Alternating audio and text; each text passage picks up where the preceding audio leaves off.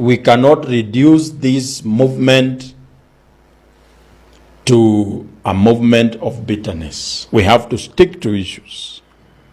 Because when you just shout to one term, William Ruto sends his people to shout 2 terms. Then what? You have to shout 1 term with a clear agenda of what you are saying. We in Safina, we are for 1 term. That's one agreement, that President Ruto has to go home. But we have a clear solution to the problem bedeviling the country once William Ruto goes. That you don't need to go and live in a big government hostel called affordable housing. First of all, we need to ask ourselves, why does someone choose to stay in Mukuru Kwanjenga? It's because of one reason. It's because of their income. They can only afford life in Mukuru. They do not stay in Mukuru because there is a shortage of houses. Once this person gets more income from what they are getting, the first instinct will be comfort. And comfort means moving out of Mukuru to a better neighborhood.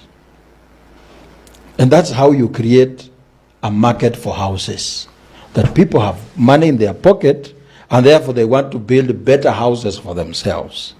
But you can't just build structures without considering the income of the people you want to bring into these structures.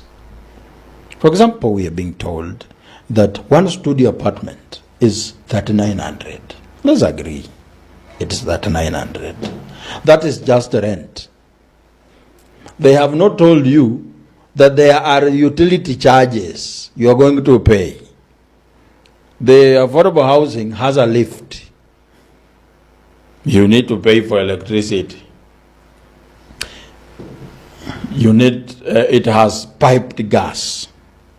You need to pay for it. Water bills.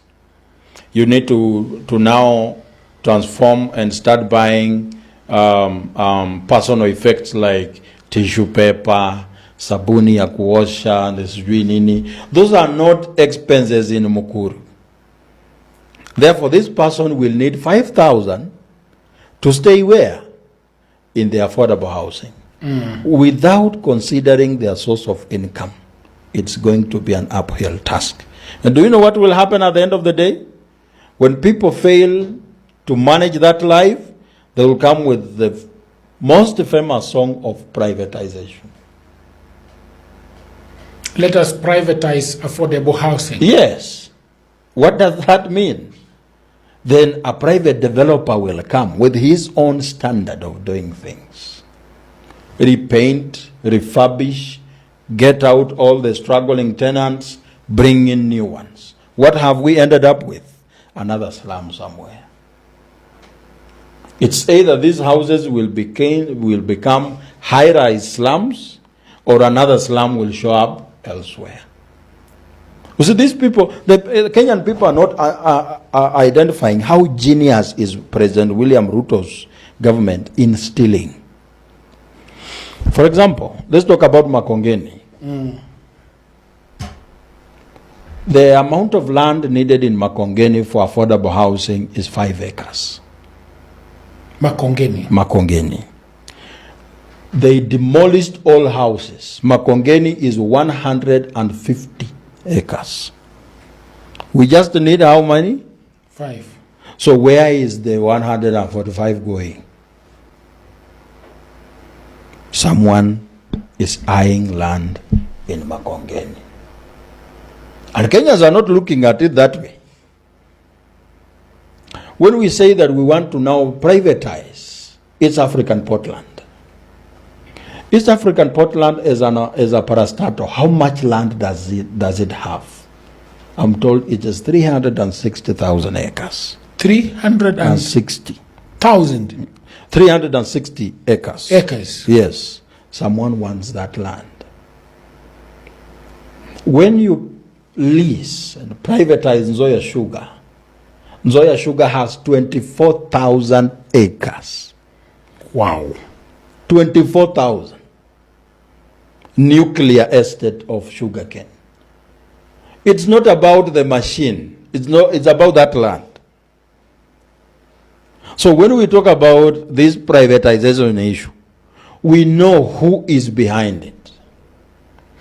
And these are people that. So what happened in Russia when they were giving out private companies at a throwaway price, and therefore creating oligarchies. So that is exactly what is happening. It's exactly what's happening, because someone will own Safaricom, which means he's in charge of your communication, he's in charge of your finance movement, he's aware of where you are, what you browse on internet. He has literally your private data.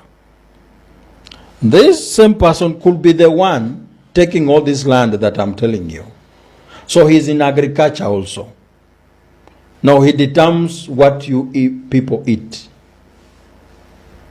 This person is in energy. You have privatized Kengen, EPRA, and Kenya Power.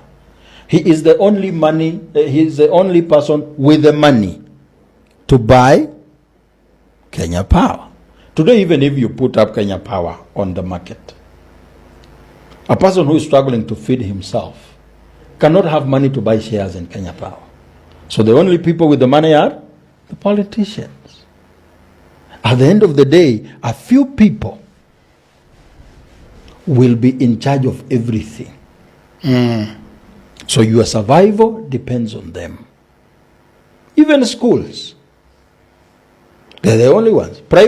Public schools are going to be a mess, but they build very good private schools. So that if you want your child to have a chance in life, they can't go to a public school. You take your children to them. Who are the people operating very big schools?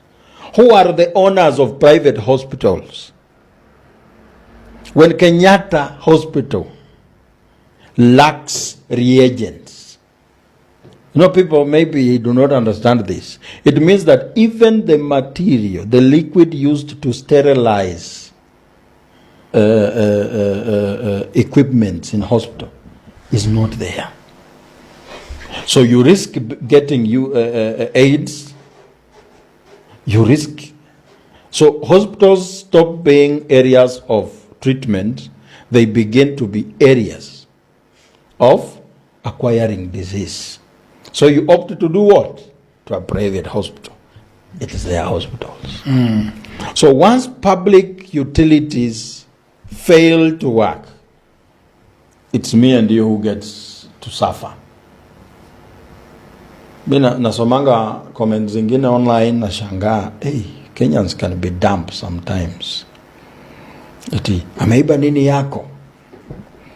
Okay, one day you will know that what he is stealing is actually yours. By the time you know that, it will be too late. In finishing, what is there something that you want to add on top of this?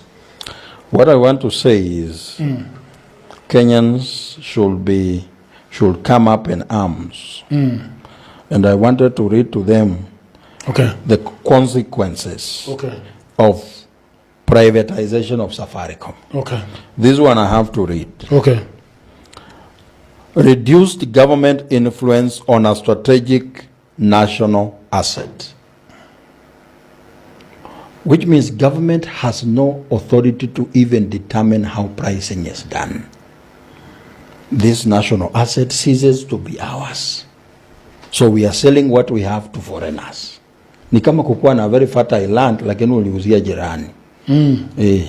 Hata kama unaona anapanda mihogo na upendi mihogo, hauwezi sema. It's no longer yours. It's no longer yours. 2, loss of long-term dividends. As I have just said, the government has been getting recurrently every year 18 billion. Once you sell, those dividends stop. We are already saying, wengine wanatuambia, the government will still keep on earning in terms of taxes. Those taxes are not enough. That is why they are selling. So what has been coming on top of the taxes, it is now going to stop. 2, 3 now, minority shareholders may fear sidelined. But now, look at this. Vodacom is going to be the super majority. Now, minority shareholders will not have a say in how Safaricom runs. They will not have a say. So these people must therefore understand that it is their thing to do. And what I want to promise from all this is that there is going to be a public outcry and a political backlash, because we are not going to allow Safaricom to be sold. Once President Ruto gets to sell Safaricom, now this is now where, that is why he wants it to be sold. He needs money to buy members of parliament. Members of parliament are going to make sure they pass this, because they are going to get very good money out of it. Let me say, out of the 244 billion, President Ruto only takes 45 billion and gives it to members of parliament. 45 billion? Yes. They will pass it. Every member of parliament will get not less than 150 million. For what? Why should an MP be given 150 million? What are they going to do? You need them to pass such kind of mediocre bills. You need them. You need members of parliament. That's why no member of parliament is willing to stop this, because they know there is a windfall coming. What about me and you? And when William Ruto succeeds selling Safaricom, stopping him in 2027 becomes a distant dream, because he can fund anyone who wants to run for office. Tell me, can you run against someone who has money, 150 million, just for campaign? No. Even if they use half of it. In a constituency, no. Yes. Constituencies need between 10 to 25 million. No, someone has 150. He can hire 5 choppers going to every ward every day. So at the end of the day, he gets majority of members of parliament who are not there because of you. They are there because of him. So when they go to parliament, representation is not done for the people. It becomes a rubber stamp for the executive.